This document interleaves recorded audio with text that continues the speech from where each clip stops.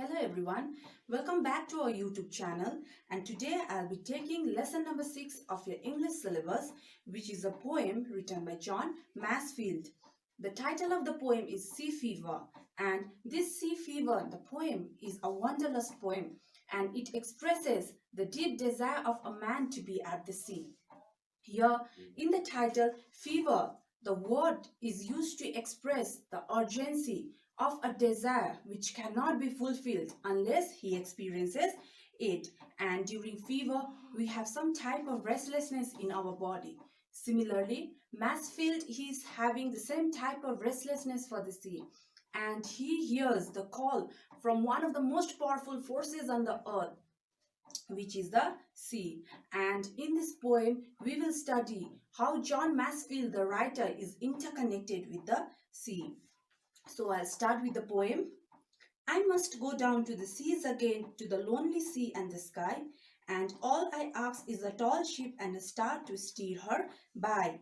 Here, in the first stanza of the poem, John Masefield, the writer, he feels the compulsion that he must go on a sea voyage.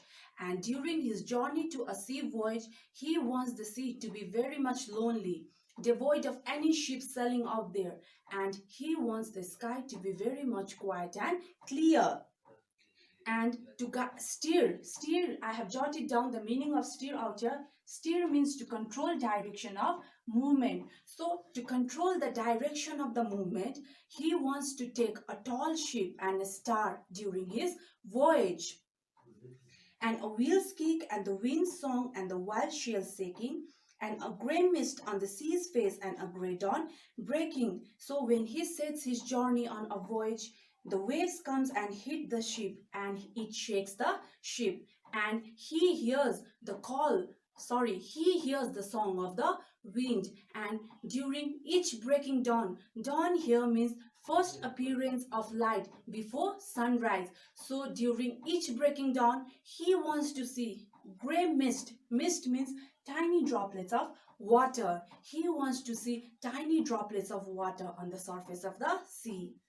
So in the first stanza, John Masefield, he expresses his desire that he is bound to go back on a sea voyage, and during his sea voyage, he wants the sea to be very much lonely and quiet, and he wants the sky to be very much clear. And during his voyage, he wants to take a tall ship and a star to guide his direction. And when the turbulent waves comes and hit the ship, it shakes and he hears the song of the wind. And during each breaking dawn, he wants to see grey mist on the surface of the water. Here, John Masefield has described the sea as grey by giving more mysterious and melancholic connotation. So I'll move on to the second stanza. I must go down to the seas again, for the call of the running tide is a wild and a clear call that may not be denied. So in the second stanza of the poem, the writer, John Masefield, he feels the obligation that he must again set his journey for the sea voyage, and this time the call is from the running tide. The running tide is calling him to set his journey to a sea voyage, and this call is from the nature's call. Wild here means nature's call, which he cannot deny, and he sets his journey to a sea voyage. And all I ask is the windy day and the white clouds flying, and the flung spray and the blown spume and the seagulls crying. So he has described the day during his voyage. He has expressed his desire that during his voyage, he wants the day to be very, very cold and windy, and he wants white thick clouds flying all over the sky, and he wants to blow spume. Spume here means foam of water. So he wants to blow spume, and he wants to see the smoke emanating from the ship, and he wants to hear the mellifluous voice of the birds. So in the second stanza, John Masefield, he expresses his desire that he again wants to go, he is compelled to go back on a sea voyage, and this time this call is call from the running tide, and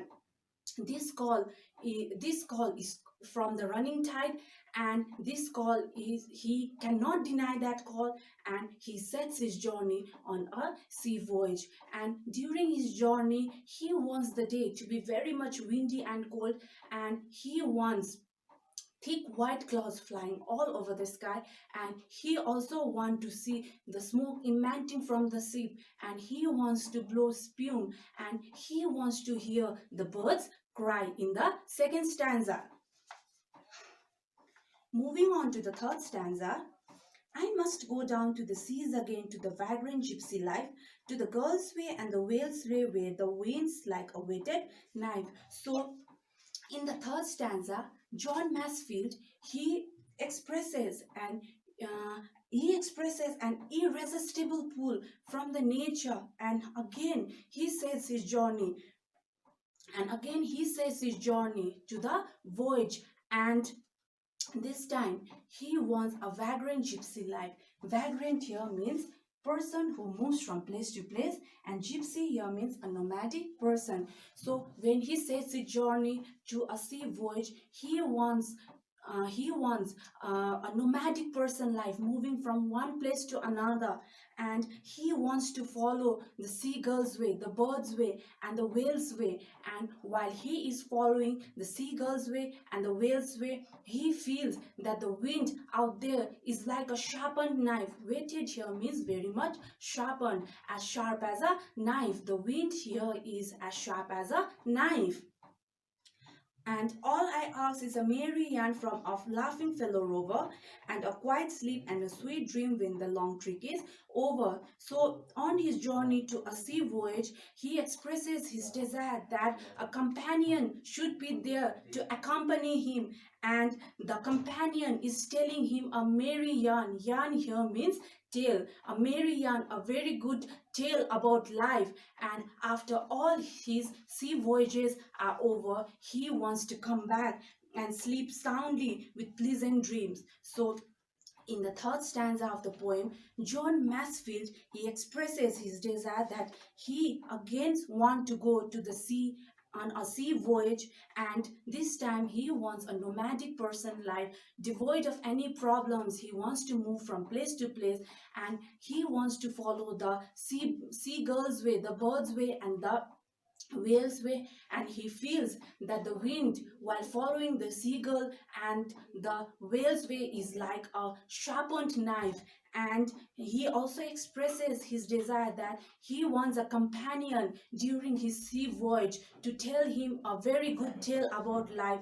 And when he come back from sea voyage, he wants to sleep very much peacefully. So this sea fever, John Masefield, it has here in this poem, sea fever, it has an eternal meaning. John Masefield, he has related the turbulent waves with the problems in our lives which comes and hit us, but we should keep our head high up in the sky. And sometimes we feel that in life we feel some unfavorable challenges in our life, where we feel that our confidence is shaken, but we should keep our head high up in the sky, and we should always be ready for every upcoming challenges in our life. Thank you.